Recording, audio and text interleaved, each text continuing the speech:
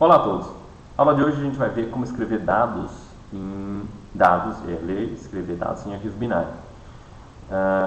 Então, a última aula a gente viu fazer isso em texto, a gente viu como era simples.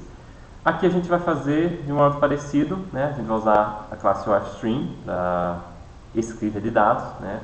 Posso usar de forma genérica FString, só que agora a gente vai especificar o modo de abertura binário, tá? Então é esse iOS 2.2.binary, tá? E a gente não vai trabalhar como se a gente trabalhava com cout sem. A gente vai usar o método write, tá? Então a sintaxe dele está aqui. Write, eu passo o buffer contendo os dados que eu quero e o tamanho desse conjunto de dados, tá? O número de bytes a ser gravado nesse arquivo, ok? Então, bem simples o jeito dele, tá? Como ele trabalha com blocos de memória, eu posso gravar qualquer tipo de dado, int, float, double, array, struct, não importa, tá? Então, o que eu tenho aqui? Eu tenho um modo de abertura aqui, tá? Então, OFString, declarei o objeto do arquivo, não abri ele ainda, então abri com o método open, passei o nome do arquivo e os modos de abertura binário e alt, ok? Verifiquei se o arquivo está aberto, tá? Então está aberto, eu executo esse pedaço do código, não manda uma mensagem de erro aqui. Quero gravar um float contendo o valor 5, então o que eu faço? Tá? Sempre passo o quê? O endereço de memória da variável convertido para um ponteiro do tipo char. Então eu quero gravar o x, passo o endereço desse bloco de memória, tá? E esse endereço tem que ser convertido para o quê? Para um char asterisco. E aqui o tamanho, né, em bytes do meu float. Quero gravar um array, tá, de inteiro. Então são 5 inteiros aqui. Então o nome do array é o próprio endereço de memória dele, converte para char asterisco. Então fazendo um casting aqui. Quantos bytes? Bom, é o tamanho de um inteiro vezes 5 posições. Tá? Bem simples.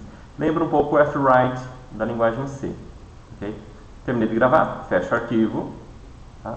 Pronto, tenho meus dados salvos no meu arquivo ali. Gravei, quero ler. Para leitura, vou usar minha classe FString, ou se for mais genérica, FString. Também no modo binário. Tá? Então a mesma coisa. Para leitura eu posso fazer o quê? O read. Tá? O read lembra um pouco o fread da linguagem C também. Então a sintaxe dele é arquivo, né? O objeto do meu arquivo.read, passa o meu ponteiro ali para o buffer, que é um ponteiro do tipo char asterisco, e o tamanho, né, em bytes, que será lido. Então vamos ver um exemplo ali. Então a mesma coisa, declarei um objeto do tipo fstring aqui, abri ele, passei meu arquivo, modo binário, tá? E o in aqui. Então fazendo as duas flags combinadas por um ou bit a bit. O arquivo está aberto? Sim, então vamos fazer a leitura. Caso contrário, dá uma mensagem de erro aqui. Então, declarei um float x aqui, que vou armazenar os dados lidos. Chamo o método read. O que é que eu tenho que fazer? Bom, passa o endereço de x convertido para char asterisco. Tem que passar o endereço de quem vai receber os dados. Perfeito. E o tamanho em bytes. Então, size of x. Isso aqui vai me ler o meu x ali.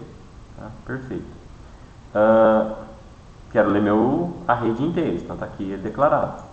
Então, mesma coisa, chamo o método read, char asterisco, UV, então o próprio nome do vetor é o seu endereço, char asterisco, convertir para esse tipo via casting. E o número de bytes que eu quero, né? 5 vezes o tamanho de um inteiro. Aqui eu estou só percorrendo agora o meu vetor e imprimindo o resultado. Tá? Terminou a leitura, faz o close. Perfeito? Então, bem simples, leitura e escrita em um arquivo binário. Okay?